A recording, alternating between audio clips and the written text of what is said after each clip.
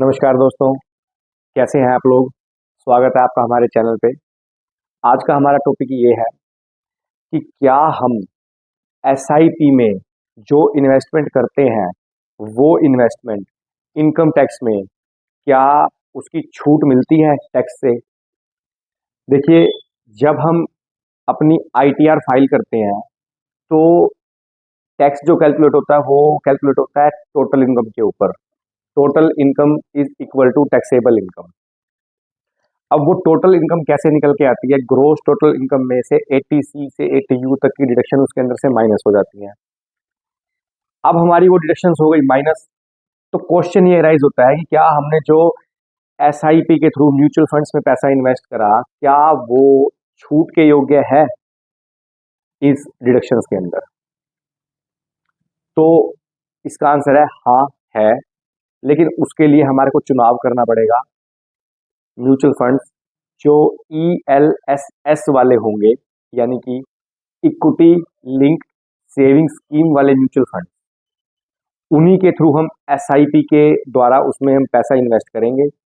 या तो हम एसआईपी यानी कि पर मंथ वाली स्कीम में जाएंगे, या फिर लमसम जो कि एक साथ एक मुश्त राशि दी जाएगी उसमें जाएंगे। तो आइए हम थोड़ी सी चर्चा इसके ऊपर कर लेते हैं। तो मैंने आपको बताया कि ELSS स्कीम के थ्रू हम जो है ELSS यानी कि equity linked saving scheme mutual funds में हम एसआईपी के थ्रू इन्वेस्ट करके हम अपने टैक्स की सेविंग कर सकते हैं। अब इसके अंदर भी दो तीन क्वेश्चन राइज होते हैं, वो हम डिस्कस कर लेते हैं। पहला क्वेश्चन ये है कि व्हाट आर ELSS फंड्स? बता देते हैं इस पे भी क्या है ELSS। नंबर दो, हाउ डज इट वर्क? ये काम कैसे करता है? नंबर तीन, how can we save tax through it? यानी कि हम टैक्स की सेविंग कैसे करेंगे? अगर हम इस पे पैसा डाल देते हैं तो हमारे टैक्स की सेविंग कैसी होगी? High return in such less time. I want to invest in this mutual fund. Here, sir. Please sign this document. You need not to read these basic details. What do you think, Mr. Amol? Always read key information memorandum and scheme information documents before investing. Mutual funds are subject to market risks. तो जरा सोच कर invest कर। Issued in public interest by MSC Investor Protection Fund. MSC Investor Protection Fund द्वारा जनहित में जारी। तो चलते हैं हम आगे। देखिए, ये बात आप सभी जानते हैं कि हम जो भी इनकम कमाते हैं उसके ऊपर हमारे को सरकार को टैक्स देना ही पड़ता है। जो भी इनकम हमारे पास आएगी, हम अपनी उस इनकम पे ईयर टू ईयर बेसिस पे टैक्स कैलकुलेट करेंगे और सरकार को टैक्स दे देंगे। ठीक है, ये बात आप सबको समझ में आ गई है। अगर इनकम ज़्यादा होगी तो टैक्स ज़्यादा होगा, इनकम कम होगी तो टैक्स कम होगा। और कई जगह पर टैक्स बचाने के प्रावधान भी दिए गए हैं, जिसमें डिडक्शन और अन्य तरह की छूटें भी अवेलेबल है। अब बात करते हैं कि ELSS में ऐसा क्या है कि जिसके थ्रू हम अपनी टैक्स की सेविंग कर पाएंगे। देखिए, ELSS का मतलब मैंने आपको बता दिया, इक्विटी लिंक्ड सेविंग स्कीम। ये ऐसी स्कीम है, जैसे जैसे मैंने क्या किया, मैंने आपको कई वीडियोस में बताया कि मैंने अगर एसआईपी के थ्रू कुछ पैसा मंथली बेसिस पे म्यूचुअल फंड्स में लगाना शुरू कर दिया, अब वो पैसा जो कि मेरा सेविंग होता जा रहा है धीरे धीरे करके, क्या उस पैसे पे टैक्स की सेविंग होगी? हाँ, होगी, बशर्ते वो पैसा, वो एसआईपी, वो म्यूचुअल फंड्स वो हो इक्विटी लिंक्ड सेविंग स्कीम वाले। अब आप कहेंगे ये पता कैसे चलेगा? वो पता कैसे चलेगा, जब आप इसके अंदर इन्वेस्ट करेंगे तो जिसके थ्रू आप इन्वेस्ट करेंगे, चाहे वो बैंकर हो या आपका मिडिल मैन हो, आप उससे पूछेंगे कि क्या मैं जो ये इन्वेस्टमेंट कर रहा हूँ, क्या इस पर मुझे टैक्स की छूट मिलेगी? ये छूट योग्य है? यानी कि ये ELSS वाले हैं? अगर हैं तो ठीक है, आपको इस पर छूट मिल जाएगी। तो ये बात आपको समझ में आ गई। अब हम चलते हैं आगे। देखिए, इक्विटी लिंक्ड सेविंग स्कीम वही है, म्यूचुअल फंड्स ही है। ये म्यूचुअल फंड्स यानी कि एक तरीके से ग्रुप ऑफ स्टॉक, अलग अलग टाइप के स्टॉक्स, अलग अलग टाइप के शेयर्स, उनको कंबाइन किया गया, उनका म्यूचुअल फंड बनाया गया और उनको इक्विटी लिंक सेविंग स्कीम में कन्वर्ट कर दिया गया। बता दिया कि आपका पैसा इक्विटी के अंदर डलेगा। अलग अलग कंपनी के शेयर्स इक्विटी वाले उनके अंदर ये पैसा आपका डल जाएगा। हो गया, ये कंपनी है, इसके शेयर्स जिनको इक्विटी कहा जाता है, उनकी इक्विटी में आपका पैसा लग गया। अब ये आपके पास चॉइस है, या तो आप लमसम में चले जाओ, यानी कि वन टाइम इन्वेस्टमेंट कर दो, या फिर आप एसआईपी वाले मोड में चले जाओ कि मैं तो पर मंथ दे पाऊंगा पैसा। ये आपके ऊपर चुनाव करने का आपके ऊपर है कि आप कौन से मेथड में जाना पसंद करोगे। अब इसका एक सबसे बड़ा जो ड्रॉबैक है, या फिर आप ये मान लीजिए गवर्नमेंट ने इसके ऊपर एक जो बाउंडेशन लगाई हुई है, that is lock in period. यानी कि आपको अगर आपने पैसा एक बार डाल दिया, वेदर एसआईपी या फिर लमसम में, आपने दोनों में से किसी भी मेथड को चुनाव कर लिया, 3 साल का लॉक इन पीरियड लग जाएगा।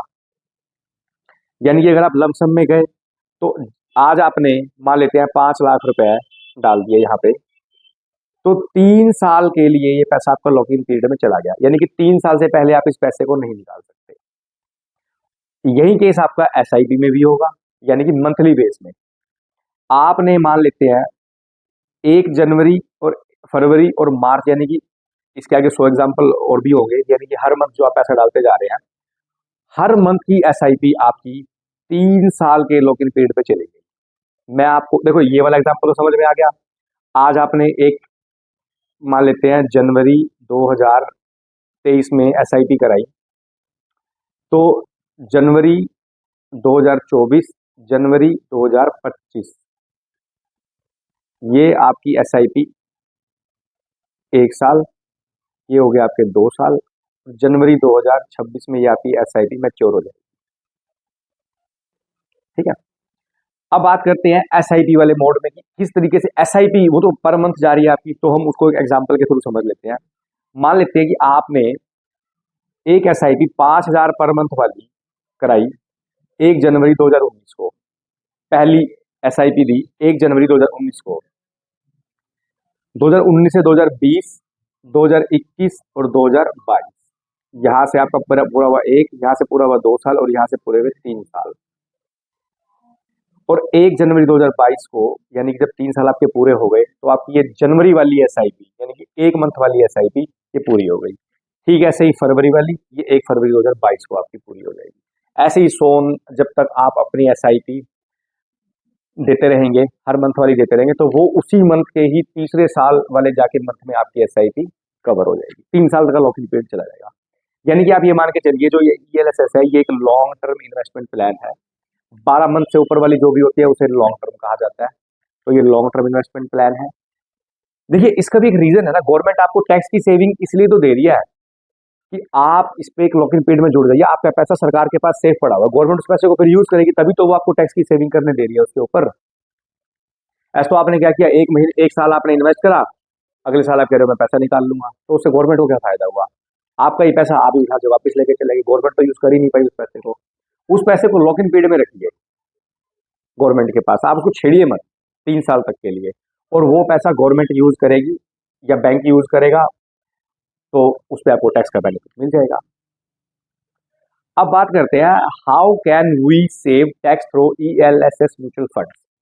देखिए, थोड़ी सी वर्किंग यहाँ पे समझने वाली है कि किस तरीके से आप टैक्स की सेविंग कर सकते हैं।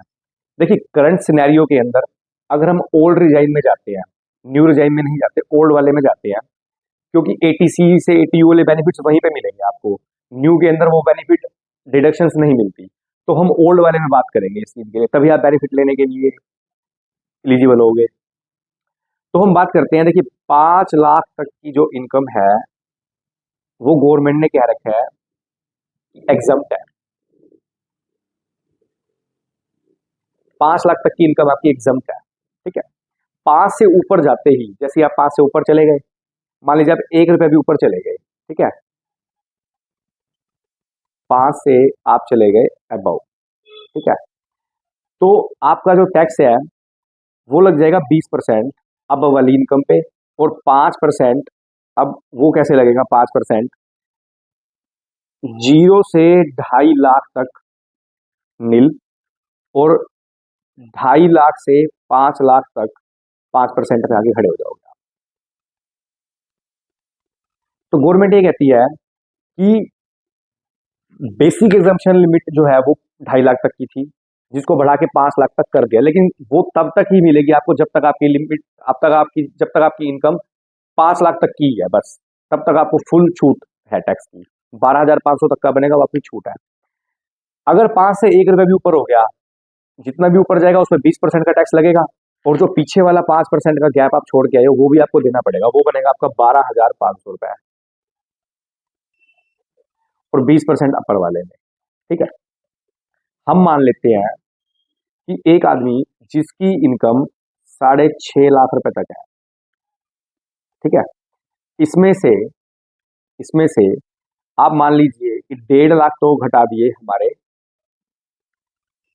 म्यूचुअल फंड्स के ELSS वाले,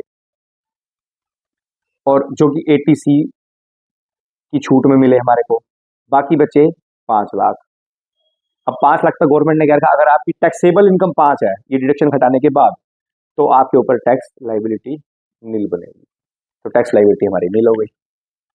यानी कि इस वाले डिजाइन में, ओल्ड वाले में, अगर आपकी इनकम 6.5 लाख तक की है तो आप ATC के अंदर म्यूचुअल फंड्स में 1.5 लाख तक की इन्वेस्टमेंट कर सकते हो। लेकिन अगर मान लेते हैं अगर आप ATC में कोई LIC या बच्चों की ट्यूशन फीस या होम लोन की रीपेमेंट पहले ही लेके बैठे हो 1.5 लाख तक की, या 50,000 की 1 लाख, तो जितना अमाउंट, जितना गैपिंग बच गई आपकी, सिर्फ वही आप ले पाओगे। मान लेते हैं आपने 1 लाख तक की छूट पहले ही ले रखी है, तो मात्र 50,000 ही ले पाओगे, एक्सेस नहीं ले पाओगे इसके अंदर बस आप, क्योंकि ATC की जो कैपिंग है वो 1.5 लाख ही है, लिमिट है इसकी, इस लिमिट को क्रॉस नहीं कर सकते। तो ELSS के अंदर अगर आप जा रहे हो तो आपको ये ध्यान रखनी पड़ेंगी बातें कि आप मैक्सिमम जो छूट ले सकते हो वो 1.5 लाख तक की ले सकते हो। इससे अगर ऊपर जाते हो, मान लेते हैं आपने 2 लाख तक का ELSS करवा दिया, तो छूट आपको 1.5 की ही मिलेगी, क्योंकि ATC की कैपिंग है इसके अंदर, इससे ज़्यादा आपको छूट नहीं मिलेगी। तो जो हमारा प्रश्न था, जो हमारा आज का टॉपिक था कि क्या SIP में हमें ATC के अंदर टैक्स की डिडक्शन मिलेगी, तो हाँ हमें मिलेगी, 1.5 लाख तक की मिलेगी। तो वो हमने डिस्कस आज कर लिया। बाकी मिलते हैं फिर अगली वीडियो में किसी नए टॉपिक के साथ, तब तक के लिए धन्यवाद।